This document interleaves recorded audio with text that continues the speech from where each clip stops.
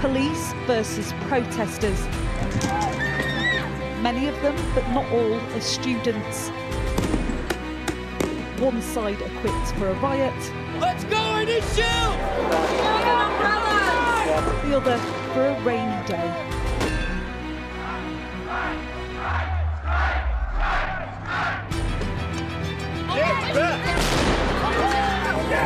Chemical spray was fired towards them. Tear gas first started down the commons, then the guard moved up on both sides of Taylor Hall and forced the kids off the commons. And this was a massive collaboration between multiple law enforcement agencies. Do you know how many officers within CHP alone were out here?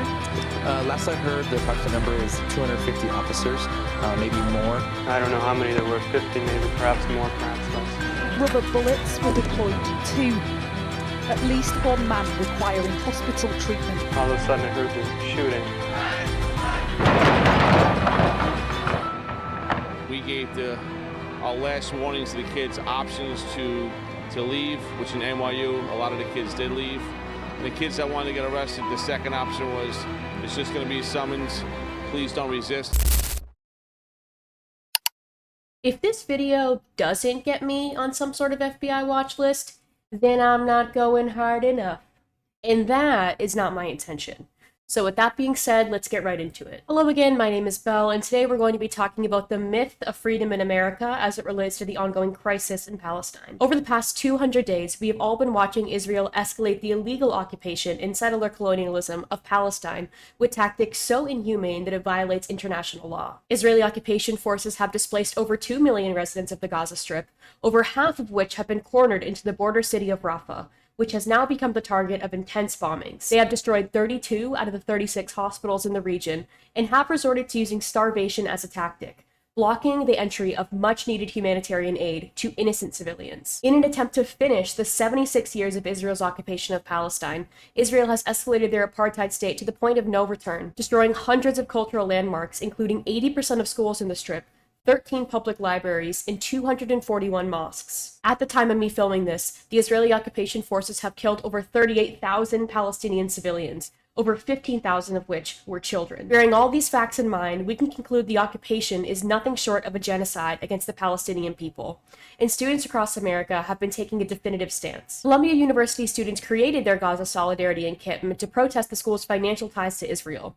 In particular, the group called Columbia Students Apartheid Divest has demanded their university sever connections with multiple investors who have connections to Israel. These include the financial giant BlackRock, Airbnb, which offers rentals in occupied West Bank, Caterpillar, whose bulldozers Israel has used to destroy Palestinian homes, and Google, which offers artificial intelligence services to Israel. In response, Columbia has refused to meet these demands and allowed police onto the campus to disperse protesters. What began at Columbia has now spread and inspired at least 50 other colleges across the country to start their own encampments or protests. Many students have since been faced with some sort of academic consequence, such as suspension or, in some cases, even expulsion. Vanderbilt University is trying to expel me for peacefully protesting. Vanderbilt chose to expel 3 students, place 1 on an 8-month-long suspension, and 22 others on 15-month probations. All of this for having the gall to say the university shouldn't be profiting off mass slaughter. Let's talk about why these people in the US are getting fired or expelled for expressing solidarity with Palestine. I was told that I was being put on leave because of my email signature. They terminated me. What was the bigger surprise is they went ahead and expelled my son from 10th grade who was not involved in anything. I posted, I'm not seeing a lot about the ongoing genocide on my LinkedIn feeds. It was taken down. I got another call from HR saying that I had been terminated effective immediately without severance. These are just a few examples from hundreds of cases across industries in the US of people being disciplined by their workplaces for expressing Palestinian solidarity. I recognize that we're not free in this country.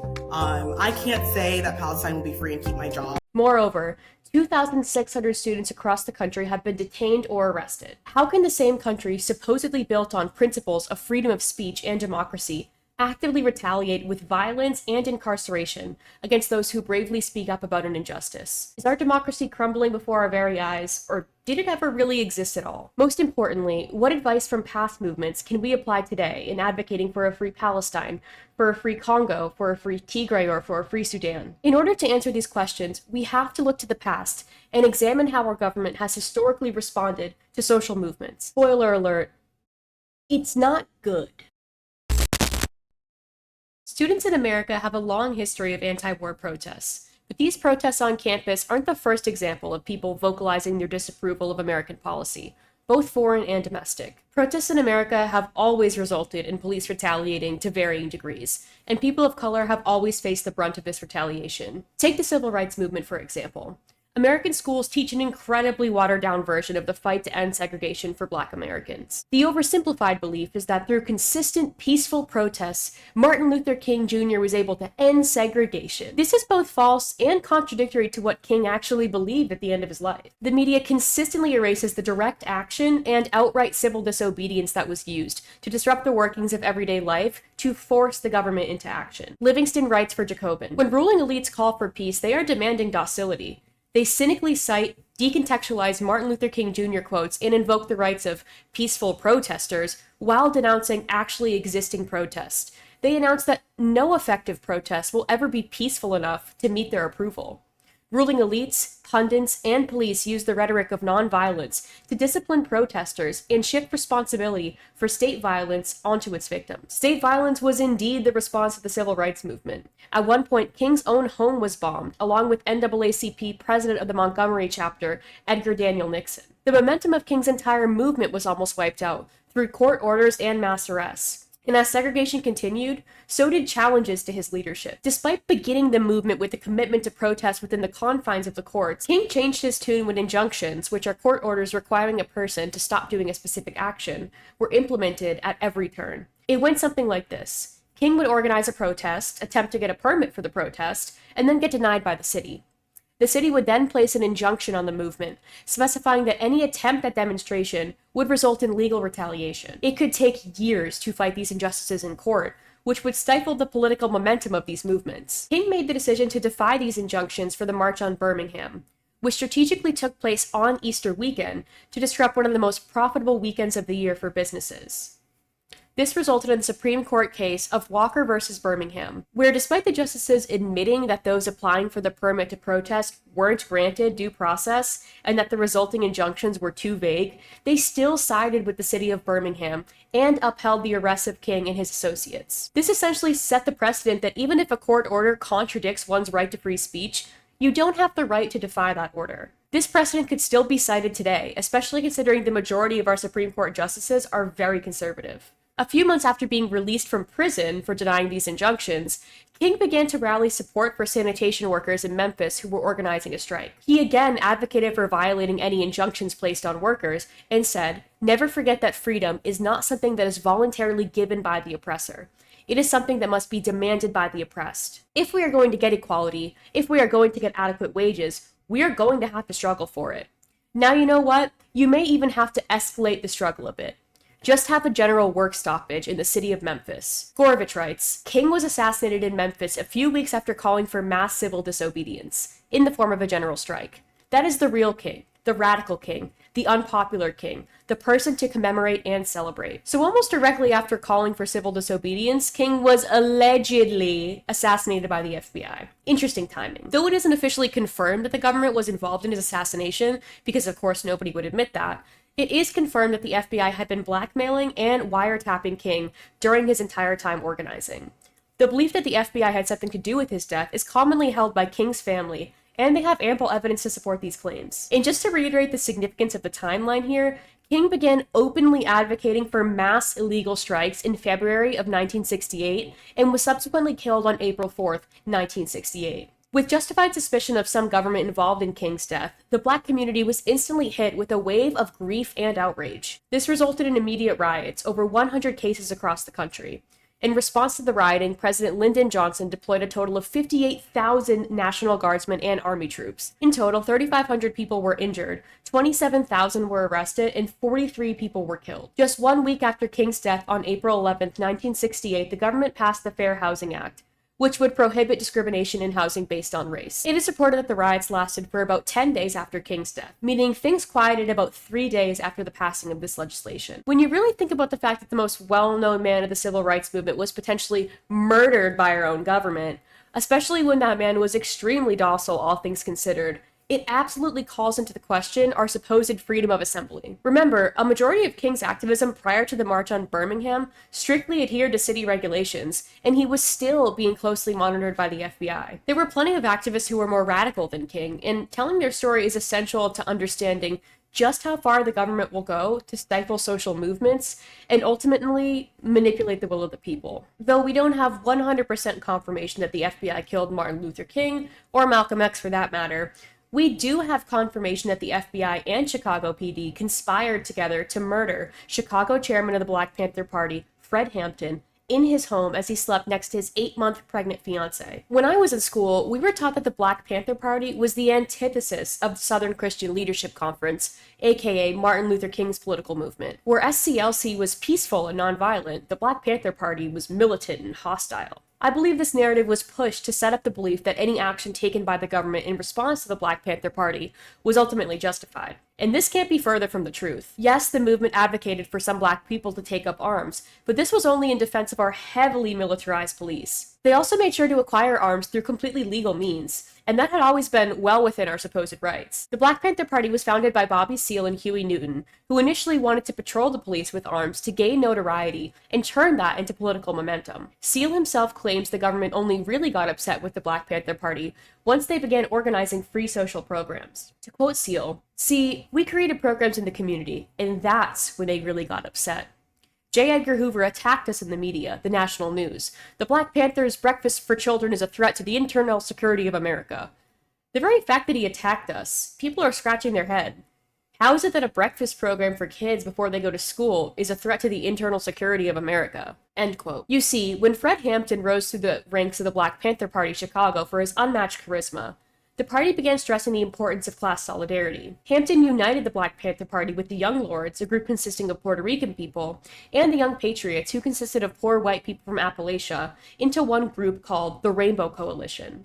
We said that we would work with anybody and form coalition with anybody that has revolution on their mind. We're not a racist organization because we understand that racism is an excuse used for capitalism. It was this class solidarity that resulted in a successful free lunch program for poor children of all different backgrounds. This is what the FBI deemed a threat to national security.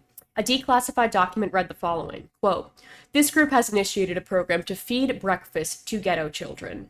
The announced purpose is, among other things, to gain control of the ghetto community, poison the minds of ghetto children with anti-white propaganda, and to cloak the illegal activities of the Black Panther Party with some segment of respectability." End quote. As made apparent by the Rainbow Coalition, the Black Panther Party was not anti-white. They were anti-capitalist. The FBI simply couldn't let the Black Panther Party organize their own social programs that helped their community thrive, because it was contradictory to their messaging that communism and socialism is an evil that must be eradicated from the world by any means necessary. Under this belief, the FBI formed COINTELPRO all the way back in 1956. Shakur writes, COINTELPRO was the FBI's secret program to undermine the popular upsurge which swept the country during the 1960s. Though the name stands for Counterintelligence Program, the spies were not enemy targets. The FBI set out to eliminate radical political opposition inside the U.S. When traditional modes of repression, example exposure, harassment, and prosecution for political crimes, failed to counter the growing insurgency and even helped fuel it, the Bureau took the law into their own hands and secretly used fraud and force to sabotage constitutionally protected political activity. Its method ranged far beyond surveillance and amounted to a domestic version of the covert action for which the CIA has become infamous throughout the world. The FBI secretly instructed its field offices to propose schemes to misdirect, discredit, disrupt, and otherwise neutralize specific individuals and groups. Close coordination with local police and prosecutors was encouraged. Final authority rested with the top FBI officials in Washington, who demanded assurance that there is no possibility of embarrassment to the Bureau. more than 2,000 individual actions were officially approved. The documents reveal 3 types of methods. 1, infiltration. Agents and informers did not merely spy on political activists. Their main function was to discredit and disrupt. Various means to this end are analyzed below. 2, other forms of deception. The FBI and police also waged psychological warfare from outside through bogus publications, forged correspondence, anonymous letters, and telephone calls in similar forms of deceit. 3, harassment, intimidation, and violence. Eviction, job loss, break-ins, vandalism, grand jury subpoenas, false arrest, frame-ups, and physical violence were threatened, instigated, or directly employed in an effort to frighten activists and disrupt their movements. Government agents either concealed their involvement or fabricated a legal pretext. In the case of Black and Native American movements, these assaults included outright political assassinations and were so extensive and vicious that they amounted to terrorism on the part of the government. Ultimately, the FBI disclosed 6 official counterintelligence programs: Communist Party USA, groups seeking independence for Puerto Rico, socialist workers' parties, white hate groups, Black nationalist hate groups, and the quote, new left. The latter operations hit anti-war, student, and feminist groups. The Black nationalist caption actually encompassed Martin Luther King and most of the civil rights and Black Power movements. The quote, white hate program functioned mainly as cover for covert aid to the KKK and similar right-wing vigilantes, who were given funds and information, so long as they confined their attacks to COINTELPRO targets. FBI documents also reveal covert action taken against Native American, Chicano, Philippine, Arab Americans, and other activists, apparently without formal counterintelligence programs. End quote. Okay, I think I get it now.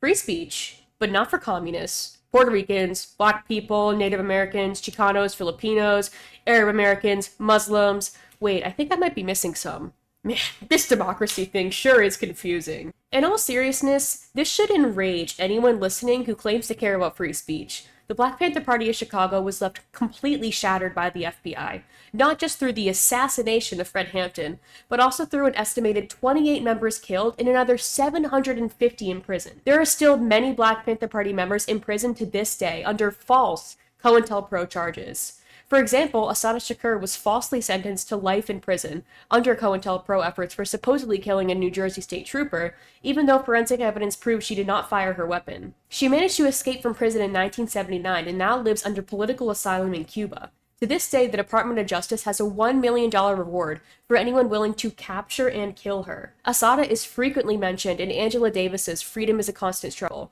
which I think is an essential read for understanding how the occupation of Palestine intersects with really any social movements of the past and present. I'll link a free PDF in the description. And I want to reiterate that the actions of the Black Panther Party were completely legal. Most of their work focused on organizing social programs like the Free Breakfast Program, and they were even trying to set up their own free health clinic. Yes, some members did own weapons, but they were careful to legally obtain them under our Second Amendment right to bear arms. Regardless, the FBI took insane measures with our tax dollars to eradicate the movement with misinformation and outright violence. It's important to note that the United States government didn't have a change of heart and willingly informed the public of their wrongdoings with COINTELPRO. We only know of this program because of some brave activists who broke into an FBI field office in 1971 and found these documents. One day I'd like to make an entire video about COINTELPRO, but for now, let this serve as an example that our democracy and freedom of speech has limits under this capitalist empire. Now that we've explored some pretty extreme examples of the government stifling the free speech of those advocating for domestic change, let's take a look at what happens to those who oppose our foreign policy. During the same time period, Americans of all backgrounds were protesting the war in Vietnam, and for extremely valid reasons. The war in Vietnam has gone down in history as one of the most inhumane and senseless conflicts initiated by the United States government under the false pretense of, quote, protecting our freedoms. President Johnson lied about a U.S. naval ship being attacked unprovoked by the Vietnamese in the Gulf of Tonkin, and in doing so started a war where 2.2 million American men were drafted to fight against their will. Though the death toll of this war is debated, an estimated 2 million Vietnamese were killed, 3 million were wounded, and 12 million became refugees. 58,000 American soldiers were killed, and over 500,000 deserted. As the conflict lasted multiple years, many people, especially military personnel, began to question why we were even involved in Vietnam's own affairs in the first place. This resulted in the creation of multiple movements across the country, all with the goal of shifting public opinion against the war and ultimately pressuring the Nixon administration to pull troops out of Vietnam entirely. The student anti-war movement was spread over 1,300 campuses, mobilizing an estimated 4 million students, which would have been more than half of the entire college student population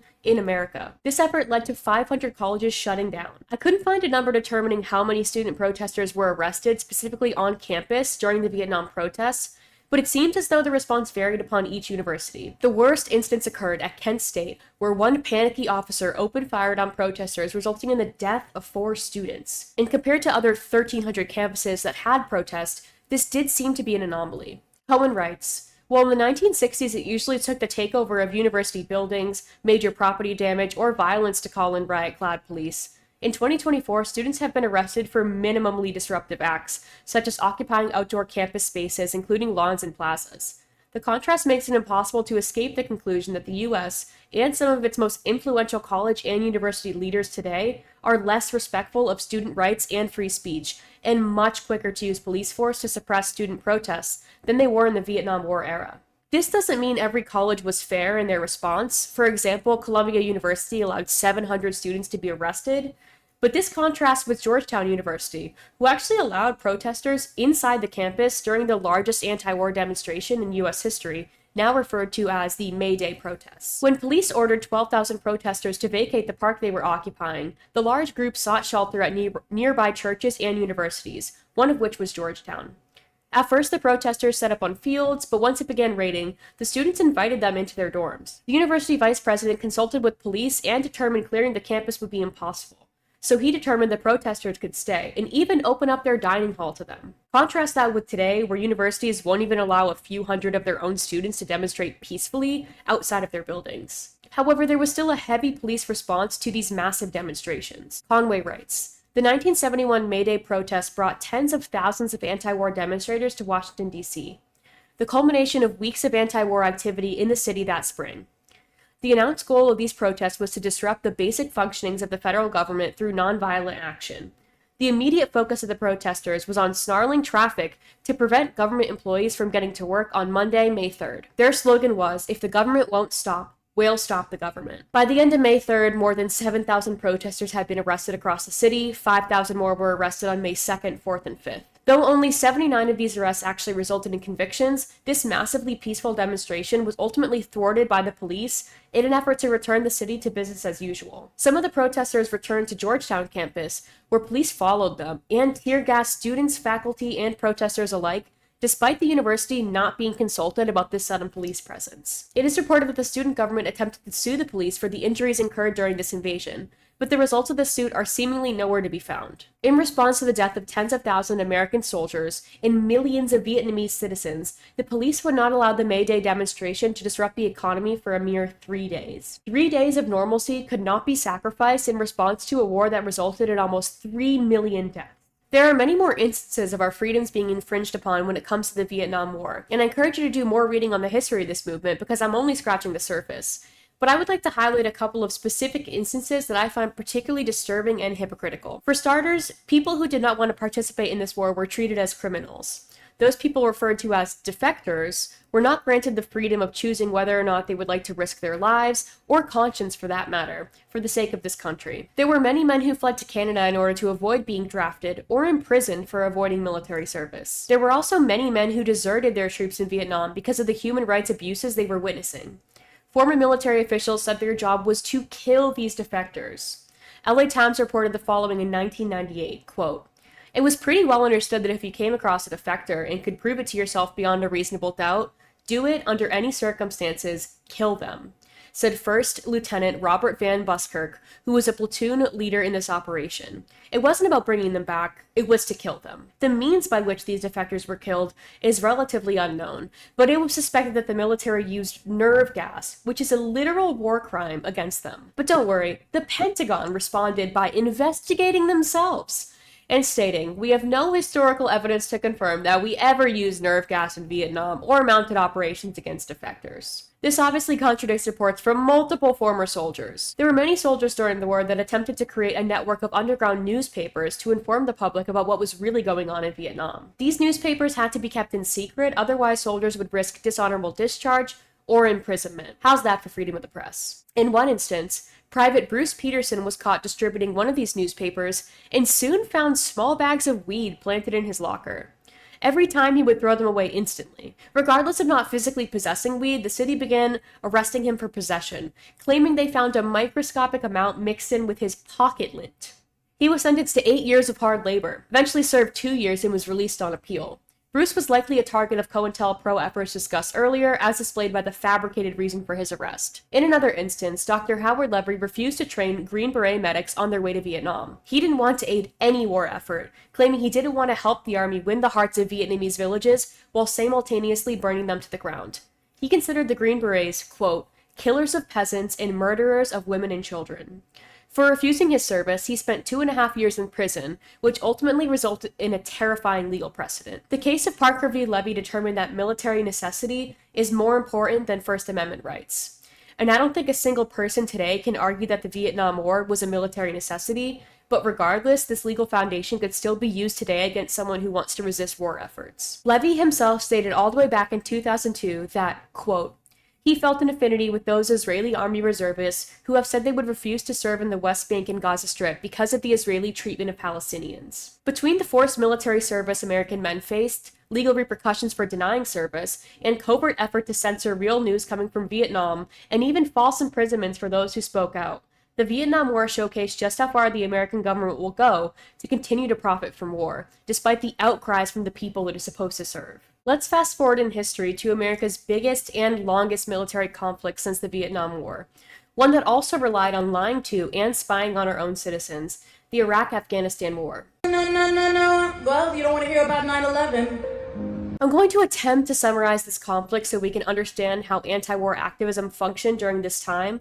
but please know that this is a 20-year-long war that can't be boiled down for your quick and convenient consumption, so I'll likely miss many things, and for that I apologize in advance. If you'd like to learn more about this war outside of this video, which I highly encourage you do, I will link some more resources in the description below. The terrorist attack on 9/11 didn't happen out of nowhere, so here's a very brief history. In 1921, the British attempted to take control of Afghanistan to protect their other colony in India from Russia. This failed, and Afghanistan was established as an independent country. A monarchy was declared in 1926 that attempted to limit power to the National Council, resulting in the people taking up arms and ousting him from the nation by 1929. Zahir Shah became the new king in 1933, bringing stability to the country for 40 years. In 1953, Mohammed Daoud Khan, cousin of the king, became prime minister and reached out to the Soviet Union for economic and military aid. He also implemented social reforms such as women being allowed to attend university and enter the workplace. By 1956, Soviet leader Nikita Khrushchev agreed to help Afghanistan and the two became allies. In 1965, the Afghan Communist Party forms, and by 1973, Khan overthrows his cousin the king, and the People's Democratic Party of Afghanistan forms, with him as president and close ties to the USSR. In 1978, Khan was killed in a coup organized by Mohammad Taraki and Babrak Kemal, founding members of the Afghan Communist Party. They declared their policies to be based on Islamic principles and Afghan nationalism. Despite announcing their independence from Soviet influence, Taraki signs a friendship treaty with the Soviet Union. During this time, conservative Islamic leaders who didn't approve of Soviet ties and social changes introduced by Khan began an armed revolt called the Mujahideen. 1 year later, in 1979, an American ambassador was killed, and the U.S. cut off assistance to the official government of Afghanistan. Taraki is also killed, causing the USSR to invade and create their own Afghan army, with Karmal as the new prime minister. By 1980, the Mujahideen were at war with the USSR-backed Afghan army, causing over 3 million Afghanistans to flee. By 1982, the Mujahideen held most of the rural areas, and the USSR's Afghan army held more urban areas. By 1986, the United States CIA was arming the Mujahideen, with hopes to quell the communist influence of Soviet-backed President Najibullah in the region, and among those receiving arms in this conflict was none other than Osama bin Laden himself. Al-Qaeda was then formed in 1988 with bin Laden and 15 other Islamic extremists, whose goal is to form a nation governed by old Islam and oust any Soviet or American influence from the region. In 1992, the Mujahideen stormed the capital, Kabul, ousting former Soviet-influenced president and installed their own Islamic government. It was this government, heavily influenced by the Mujahideen, who at one point was armed by the United States, that formed the militia today known as the Taliban. Al-Qaeda, headed by bin Laden, bombed 2 American embassies in Africa and was then deemed an international terrorist. In the year 2000, the Taliban refused to extradite him to America, and he was believed to be hiding out in Afghanistan. That same year, Republican candidate George W. Bush defeated Democratic candidate Al Gore through the Electoral College specifically, even though Al Gore won the popular vote. Bush was, and still is, an idiot. This is agreed upon despite where you fall on the political spectrum.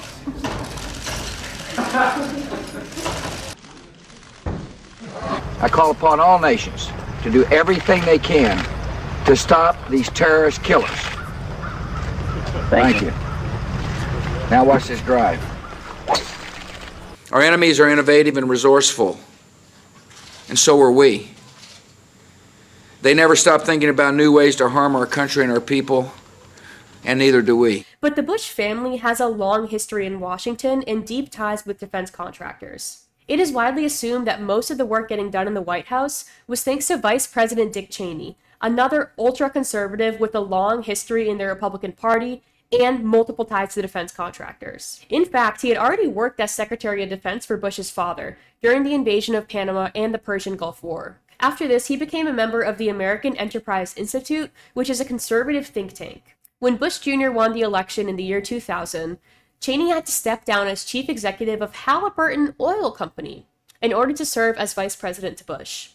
1 year before 9/11, Cheney and friends had released a report titled Rebuilding America's Defenses that advocated for a larger military presence in the Middle East. The group stated this change would come about slowly, unless there were some catastrophic and catalyzing event, like a new Pearl Harbor.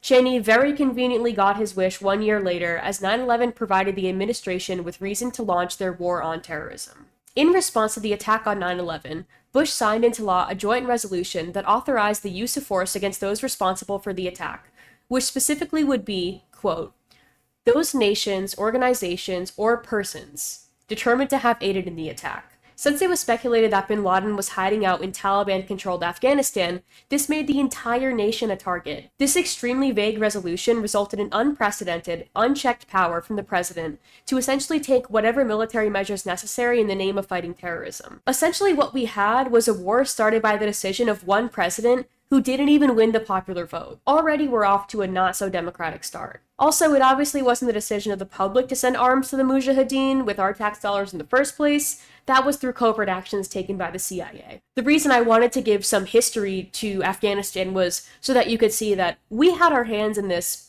long before 9/11. And though many Americans were hurting from 9/11 and thus a majority did support the war, this sentiment would wane over time as the goalposts kept moving and becoming more questionable. Most Americans just wanted to get bin Laden as revenge, not destabilize an entire region for decades to come. Bush's administration knew it would be easier to market the war with a specific country instead of with Al-Qaeda, because the American people were used to fighting with a specific nation rather than with a nebulous terrorist organization. Thus, the target for this war became Iraq. And you may be thinking, wait a minute, if bin Laden was hiding out in Afghanistan, how did Iraq become the target? And that's a phenomenal question, and the answer is they lied. They lied. Basically, Bush's administration claimed that there was intelligence that linked a man named Zaraki with Al-Qaeda and with Saddam Hussein, the president of Iraq. This was later proved to be false intelligence, and it's widely acknowledged that Bush's war-hungry administration was well aware of this. Regardless, this piece of false intelligence was used to justify a full-scale war on the country of Iraq, while we were still fighting the Taliban for control of Afghanistan. The administration claimed Iraq was harboring weapons of mass destruction, but this too was false intelligence.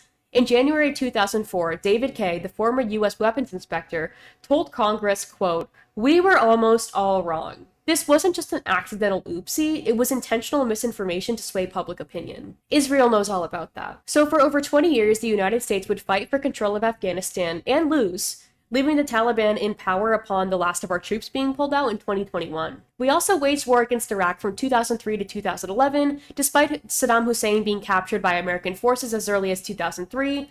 Also, we literally never found any weapons of mass destruction, because there weren't any to begin with in the first place. If you attempt to look up the amount of casualties in these wars, you probably won't find an accurate number because it is nearly impossible to measure the amount of human life and potential that was obliterated by US bombing campaigns. Brown University's Cost of War project estimate that indirect deaths from this devastation have reached 3.6 to 3.7 million lives lost.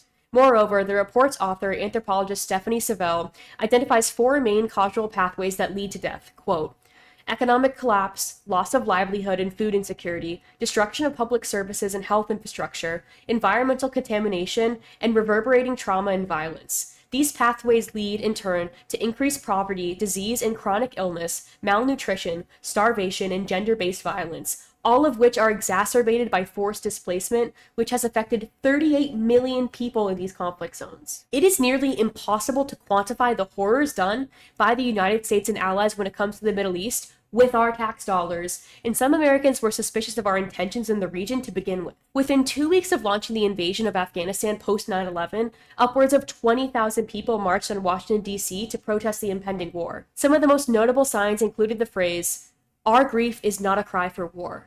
One article from CNN in 2001 reported, quote, "Officers used pepper spray to gain control of the crowd. Some arrests were made, but details were not immediately available."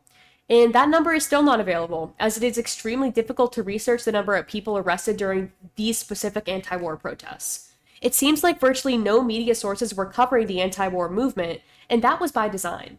You see, Bush's war on terror relied heavily on manipulating the media to push a pro-war agenda and almost never featuring dissenting voices. The minority of Americans who still protested in the thousands understood that Bush and his administration had financial reasons for involvement in the Middle East, specifically for oil. But this, of course, was not widely advertised. There were continued protests domestically and globally, particularly when the invasion of Iraq began. But when Bush's administration mentioned the false intelligence of Iraq harboring weapons of mass destruction, public opinion was majorly in favor of going to war. Instead of squashing movements through arresting loads of protesters, which they still did regardless, this sparked an era of successfully manipulating the public into not wanting to protest in the first place. And even for those who couldn't be manipulated, when a war lasts for over 20 years, you can see how any movement will lose hope and momentum over such a long period of time. The scariest and most obvious infringement on our supposed freedoms was the passing of the Patriot Act, which essentially gave the government permission to spy on its citizens by monitoring phone calls, tracking email communications, collecting banking and credit reports, tracking internet activity, all under the guise of catching terrorists. So pretty much what the FBI was already doing to activists, just formally codified into law for everyone. This law also gave government agents permission to enter and search someone's home without notice, collecting whatever information they wanted and sometimes seizing property and only telling the suspect later. These were called sneak and peek searches, which is a conveniently adorable name for trampling over our supposed Fourth Amendment right to privacy. Oh, and guess how many terrorists were caught from all of these illegal search efforts? 0.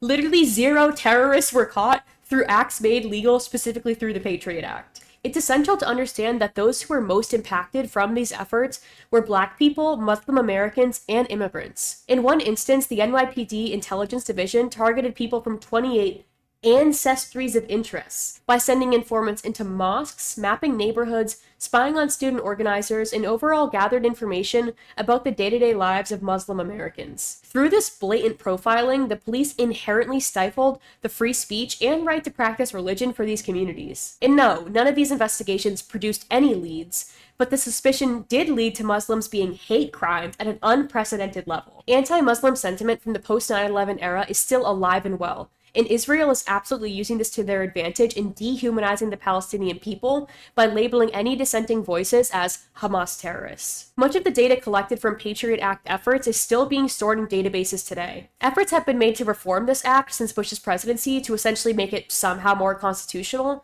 but regardless of some minor changes, the FBI has still misused this database more than 278,000 times between 2020 and 2021 alone.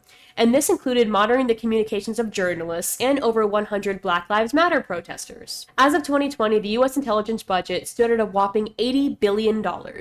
In having this conversation, we have to understand America's inception and how absolutely hypocritical we've been in, quote, spreading our values of freedom and democracy. There would be no America today as we know it without our ancestors stealing land from Native Americans. We massacred and starved a majority of the Native population, and the ones who survived were forced to assimilate to one culture, while boasting our supposed freedom of speech. In 1819, Congress passed the Indian Civilization Act, in which missionaries were paid to educate natives, and Native children were ripped from their families and forced into boarding schools. In these boarding schools, Native children were given new clothes, new names, and forbidden from speaking their own language. We took away the people of Hawaii and Puerto Rico's right to their own determination by toppling their governments and inserting our own via force, not via democracy. They took our land. They imprisoned our queen. They banned our language. They forcibly made us a colony of the United States. America always says they are democratic. Lies! That is a lie! They have never been democratic with Native people. They have never been democratic with Indians. They have never been democratic with Hawaiians. When I was in school, I always struggled to wrap my mind around the hypocrisy of America's supposed values of freedom of speech and democracy, when from the very beginning these principles weren't applied to the territories we stole on the continent or abroad, while only granting a minority of American citizens the actual ability to participate in politics. The Founding Fathers supposedly intended to build a representative democracy, meaning we the people elect officials to represent the majority of people's best interests. However, these fuckers also put in place the Supreme Court with the purpose of limiting the majority and protecting the minority. You might think this sounds good on paper, but as it plays out in real life, the minority they are protecting isn't racial or ethnic minorities, but the minority of the upper ruling class. This is exactly why we have the Electoral College. Codrington writes, quote, "The populations in the North and South were approximately equal, but roughly 1/3 of those living in the South were held in bondage, slavery. Because of its considerable non-voting slave population, that region would have less clout under a popular vote system. More than 2 centuries after it was designed to empower Southern white voters, the system continues to do just that." End quote. This is just my hot take, but I personally don't think the American experiment failed. To me, it seems to be playing out exactly as the racist framers intended. The framers were scared of having an uneducated and poor proletariat having as much power as the educated elites do. They believed they were of superior intelligence, thus it was only fair they should be the ones in control of the political system. This belief completely contradicts what a democracy should look like, and as wealth and power has become more concentrated over time, these hypocrisies are only becoming more and more clear to everyday citizens. The framers shouldn't be represented in history as revolutionary free thinkers with virtuous beliefs, as depicted in our textbooks, but rather as the racist, hyper-conservative slave owners they truly were. I think so many people aren't interested in American history because it is framed as righteous and overall for the greater good of humanity, when every single day we open up our phones and there is something happening that tells us the complete opposite. I want to make it clear that none of what I've discussed today is meant to inflict fear or discourage you, but instead deconstruct this deeply rooted idea that American democracy will always protect the rights of the people everywhere. Unfortunately, this just hasn't been the case historically, and in knowing this, we can better understand how our struggles here are connected to the occupation of Palestine and to navigate protesting under a system that is built on false promises, distractions, lies, and ultimately policing. I want you to understand that there isn't a path to true freedom working within the current structures in place, because there never was. Protesting is just one example of direct action outside of that system to garner support for change, but it can't be as simple as showing up for one day of marching and returning to business as usual the next. We can't deny that for those activists who show up every day and are unrelenting in their efforts, there is often a heavy price to pay, and the most oppressed groups will always be the ones to pay it. Whether that be academic repercussions, the loss of professional opportunities, incarceration resulting in a criminal record, disabling injuries, or even death, we need to consistently hold our attention and support for those oppressed groups. We can and will accomplish this by building our own networks of spreading information and financial support without relying on these systems that oppress us. This isn't an easy ask and it will require personal sacrifices, but the work is already being done, and I think a lot of people are so fed up that they're also ready to participate. If you watch this video up until this point, you're probably ready for that too and just need some direction. The first thing you can do is begin to make sacrifices in where you're willing to put your time and attention. Today's activists have the unique challenge of holding and keeping the attention of the public in the age of the internet. I feel like it was just a week ago all we could talk about was JoJo Siwa being cringe, and then Kendrick versus Drake, and tomorrow will be something else. The news cycle moves so fast and there are so many different forms of media that we have available to us. This can be both good and bad because though there are more platforms for us to get the message out, there are also more platforms to get distracted on. Also, a lighthearted, positive video is more likely to get pushed in the algorithm than content that features heavy, critical topics that feature phrases such as war or genocide. This means that now, more than ever, our attention is critical in making change. In this economy, our attention is essentially currency, and we can create significant pressure on the system by withholding it. If you're spending time watching celebrities or content creators who haven't spoken up about Palestine, you should at least be willing to dedicate some amount of time to educating yourself with content created by activists for the purpose of fundraising or for simply informing you. I'm not saying you need to completely shift all the content you create or consume into direct activism. We obviously still deserve and need time for leisure, but with the amount of time we spend on our phones on a daily basis, there is enough space to use these things for fun and as an important tool in organizing. Through propping up influencers or activists who actually dedicate their platform to standing up for oppressed groups, the ones who stay silent will feel pressured to confront their own lack of conviction and hopefully also speak up. Oh, and just because apparently this needs to be said, pressuring someone online who has a large platform into publicly supporting those in need is not fucking bullying. It's one of the only free ways people can effectively help those suffering globally. It helps push public opinion in the right direction, which is essential seeing how the media has historically done the opposite. We're seeing it now in relation to Gaza, where news outlets are spreading misinformation from Israel, claiming that anyone being critical of Zionism is being anti-Semitic, when that couldn't be further from the truth. We need these social media channels to continue to combat this misinformation and highlight the voices of the oppressed, but that requires that at the very least you give them just a few minutes of your time. This is just a small, relatively easy action you can take, but it isn't everything. We need to build up our communities both online and in person. The stronger our communities are, the better chances we have at organizing mass strikes or boycotts that disrupt the status quo, which is the best way to affect change. If you can, contribute to existing mutual aid funds, or if there isn't one in your community, reach out to local activists and see if there's a possibility of forming your own. I guarantee someone in your area is already doing the work. You just need to find them, listen to them, and help support them in any way you can. Operation Olive Branch on TikTok is a phenomenal example of a successful mutual aid campaign, and they're expanding to raise funds for the Congo, Sudan, and Tigray. You don't need to be an influencer with a million followers to contribute. Every voice counts for something. I'll leave the link for those who want to join toward the top of the description below. At the end of the day, I certainly don't have all the answers. I'm still learning myself and just sharing what I find.